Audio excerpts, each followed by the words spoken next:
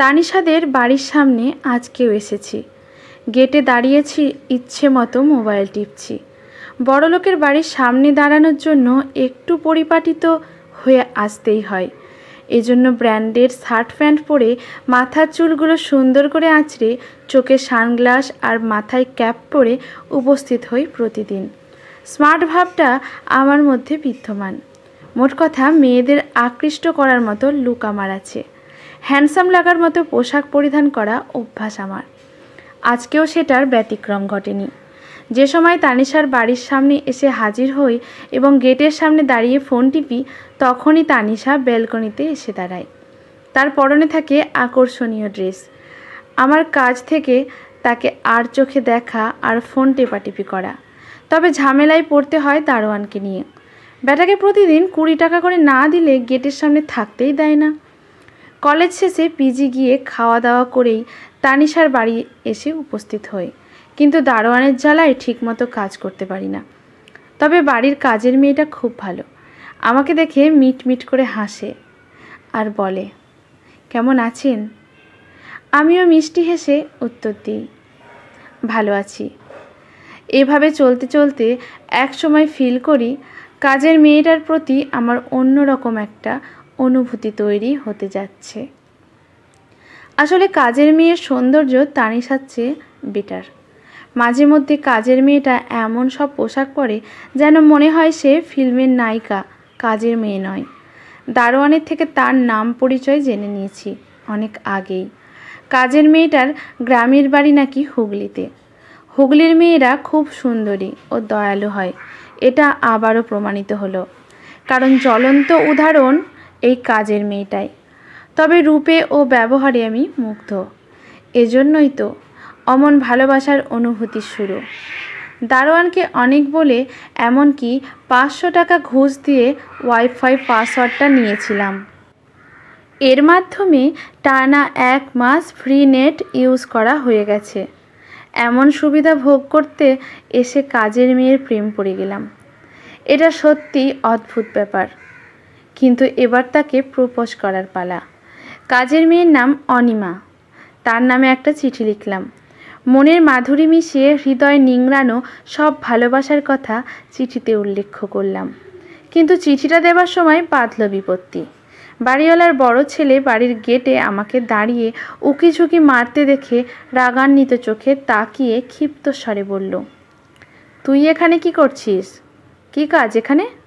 উকিঝুঁকি কিসের? ভয় পেয়ে গেলাম। ভয়ার্ত চোখে তাকিয়ে থতমত খেয়ে কাঁপা গলায় বললাম, এই এখান দিয়েই যাচ্ছিলাম। হঠাৎ বাড়িটার দিকে চোখ পড়তেই থমকে দাঁড়ালাম। এত সুন্দর বাড়ি এই প্রথমবার দেখলাম।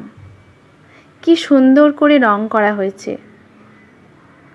তোকে কে বলল বাড়ির দেওয়াল রং করা হয়েছে? কেন, রং করেননি? স্টুপিড, ওটা রং নয়, স্টাইলস লাগানো হয়েছে। বোকা বনে গিয়ে ঢোক গিলে আতঙ্কিত চোখে বললাম, ও আচ্ছা। আমার চোখে মনে হচ্ছিল রং করা। তোর ভাবগতি আমি বুঝতে পারছি। আমার ছোট বোনকে দেখার জন্য এখানে দাঁড়িয়ে থাকিস, তাই না? এটা বলেই তানিশার ভাই আমার গায়ে হাত তুলতে লাগলো। তখনই কাজের মেয়েটা চলে আসলো। সে তাকে থামিয়ে দিল এবং উচ্চস্বরে বলল, দাদা, ওকে মেরো না, সে আমার পরিচিত, তাকে ছেড়ে দাও।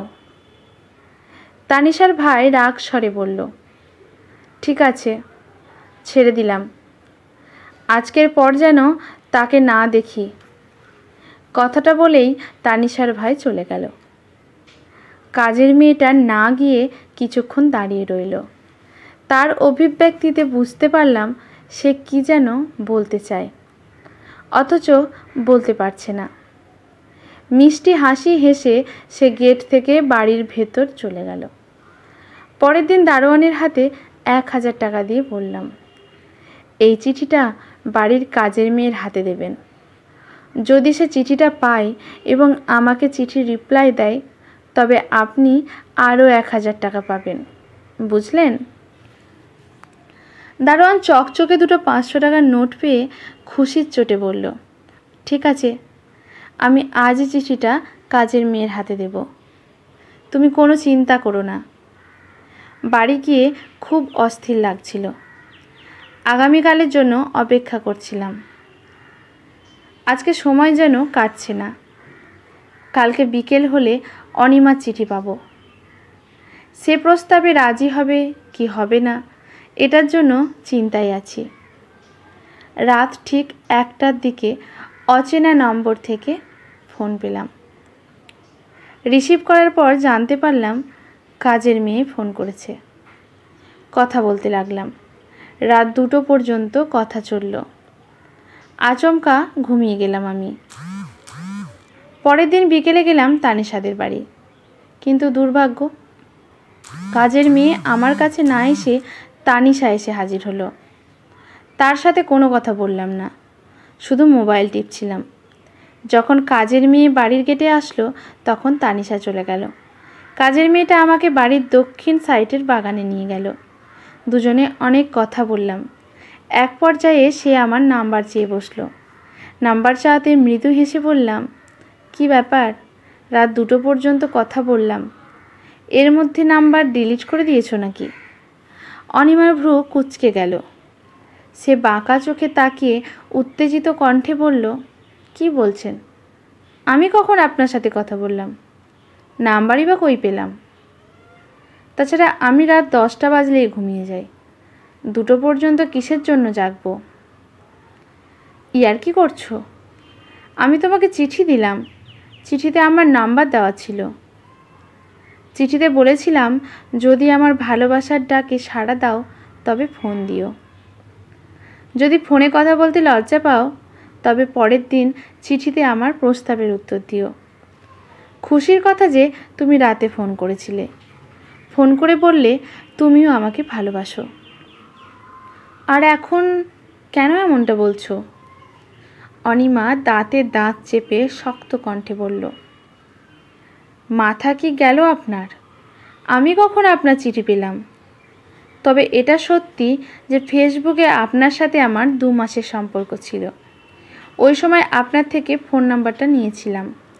কিন্তু 2 মাস পর তো আপনি আমার সাথে সম্পর্কের ইতি টানলেন। কারণ একটাই, আমি আপনাকে আমার পিকচার দিইনি। কেন পিকচার দিইনি জানেন? কারণ আমার পিকচার দেখলেই চিনে ফেলতেন। পরে হয়তো ঝামেলা। সব কিছু ভেবে গিয়েই পিকচার দিইনি। এই সামান্য কারণে আপনি ব্লক করলেন আমাকে। এমনকি আপনি আমার নাম্বারটাও ব্লক লিস্টে রেখেছেন। হকচকিয়ে উঠলাম অনিমার কথায়। ভ্যাবাচাকা খেয়ে বললাম, তার মানে ফেসবুকের তানিশা নামের আইডির মেয়েটা তুমি? ইস, যদি জানতাম ওটা তোমার আইডি তাহলে ব্লক করতাম না। তুমি কাজের মেয়ে তাতে কি? তোমারও তো মন আছে, আর তোমার ভালোবাসাতেই আমি সন্তুষ্ট। অনিমার চোখ কপালে উঠল।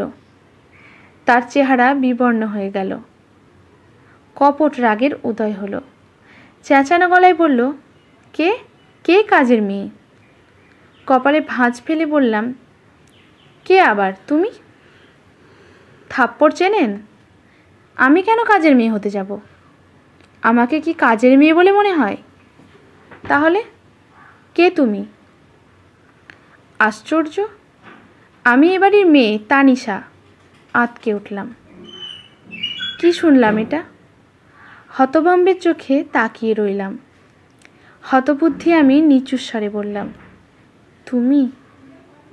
তুমি যদি বাড়িওয়ালার মেয়ে হও তাহলে ওই মেয়েটাকে, যাকে তানিশা নামে চিনি, যে ব্যালকনিতে এসে দাঁড়াতো?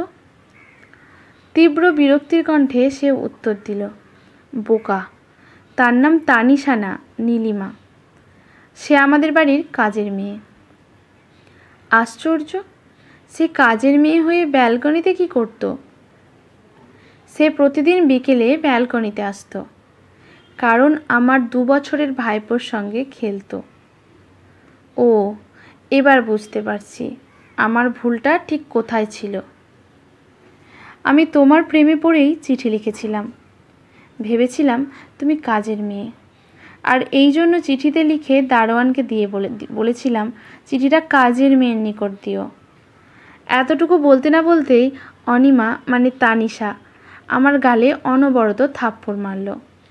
রাগে অগ্নিগর্ভা হয়ে ক্ষুধার্ত বাঘিনীর মতো হিংস্র হয়ে ক্ষিপ্ত স্বরে বলল, তোর রুচি এত খারাপ? কাজের মেয়ের সাথে প্রেম করার শখ হয়? কিন্তু গাধার গাধা আমাকে কোন দৃষ্টিতে কাজের মেয়ে বলে মনে হতো? মিনমিন গলায় বললাম, সরি, ভুল হয়েছে, আমি বুঝতে পারিনি। সব দোষ আসলে দারোয়ানের। আমি তোমাকে দেখিয়ে দারোয়ানকে বলেছিলাম এটা দিতে। সে বলেছিল কাজের মেয়ে, নাম অনিমা। আর ব্যালকনিতে দাঁড়ানো মেয়েটাকে দেখে বলেছিল সে কে? দারোয়ান বলেছিল সে বাড়িওয়ালার মেয়ে তানিশা। সব দোষ ওই দারোয়ানের। তবুও আমার ভুলের জন্য ক্ষমা চাই, ক্ষমা করো। সে আর একটা থাপ্পড় মেরে বলল, ভুল করতে থাক। কাজের মেয়ের সাথে প্রেম করছিস? না, করতে থাক, কিন্তু ভুলেও আমার বাড়ির সামনে আসবি না। যদি তোর মুখ দেখি একদম কেটে দেব কাঁচি দিয়ে। ওই দিনের পর ভুলেও আর তানিশার বাড়ির সামনে গিয়ে দাঁড়ায়নি। এমনকি ওয়াইফাই রয়েছে এমন কোনো বাড়ির সামনে দিয়েও যায়নি। কিন্তু ঘটনার 1 মাস 14 দিন পর ঠিক 14ই ফেব্রুয়ারিতে তানিশা অর্থাৎ যার প্রেমে পড়েছিলাম সে ফোন করে বলল, আমি পার্কে আছি, ফেসবুকে একজনের সাথে দেখা করতে এসেছিলাম, কিন্তু তাকে লুকিয়ে দেখে নিয়েছি। সে আমার বয়সে, আমার বাবার বয়সী। অনেক বড় বিপদে পড়েছি, তুমি তাড়াতাড়ি চলে আসো। ভয়ার্থ কণ্ঠে বললাম, যদি তুমি থাপ্পড় মারো কিংবা কাঁচি দিয়ে কেটে দাও তখন কি হবে? আরে ওটা তো রাগ করে বলেছিলাম, কিন্তু তুমি ওটাকে সিরিয়াসলি নিলে কিসের জন্য? বিষয়টাকে এমনভাবে গুরুত্ব নিলে যে তুমি আর আমাদের বাড়ির সামনেই এলে না। এজন্য রাগ করে ফেসবুকে একজনের সাথে মজার ছলে সম্পর্ক করা শুরু করলাম, কিন্তু সে যে বয়স্ক হবে ভাবিনি। তুমি এখনই চলে আসো, তাড়াতাড়ি। আমাকে বিপদ থেকে রক্ষা করো, নইলে বান্ধবীরা আমাকে নিয়ে ট্রোল করে মারবে। আসছি, কিন্তু তুমি আমার নাম্বার পেলে কই? কাজের মেয়ের থেকে নিয়েছি। ও আচ্ছা। পার্কে গেলাম। সেখানে গিয়ে দেখি তানিশা শাড়ি পরে পার্কের সিটে বসে আছে। আমি তার সামনে দাঁড়াতে কষে একটা থাপ্পড় মেরে ক্ষিপ্ত স্বরে বলল, বোকা, মন চুরি করে নিয়ে দূরে দূরে থাকো, তাই না? এটা বলা শেষ করে সে একটা কাঁচি বের করে রাগে গজগজ করতে করতে বলল, তাড়াতাড়ি প্রপোজ করো, নইলে কুট্টুস করে কেটে দেব। আর হ্যাঁ, একটা সত্যি কথা বলি, ওই বাড়িতে কোনো বাড়িওয়ালার মেয়ে থাকে না, দুজন কাজের মেয়ে থাকে। আমি অনিমা, আর যাকে তুমি বাড়িওয়ালার মেয়ে ভাবো সে নীলিমা। বাড়িওয়ালার মেয়ে তানিশা, সে দেশে থাকে না, সুইজারল্যান্ডে থাকে। ভ্যাবাচাকা খেয়ে বললাম, আমি প্রপোজ না করলে সত্যিই কি কেটে দেবে? সত্যিই কেটে দেব, কিন্তু আমার তো বিয়ে ঠিক হয়ে গেছে। কেটে দিলে আমার কি হবে? বিয়ে ঠিক হয়েছে মানে? আমাকে রেখে তোমার অন্য কার সাথে বিয়ে ঠিক? কি ব্যবসা পেয়েছে? ব্যবসা একদম তাজা গিলে খাবো, বুঝেছ? কিচ্ছু করার নেই, যার সাথে বিয়ে ঠিক হয়েছে সে কোটিপতির মেয়ে, তোমার মতো কাজের মেয়ে না। সে আবারও থাপ্পড় লাগিয়ে দাঁত কটমট করে বলল, আমি কাজের মেয়ে? কে বলল তোকে? ভ্রু কুঁচকে বললাম, তুমিই তো বললে। ওটা বলেছি তোর মন পরীক্ষা করতে। দেখলাম তোর মন কতবার পরিবর্তন হয়। পরীক্ষা নেওয়া হয়ে গেছে, এবার অ্যাকশানে যাব।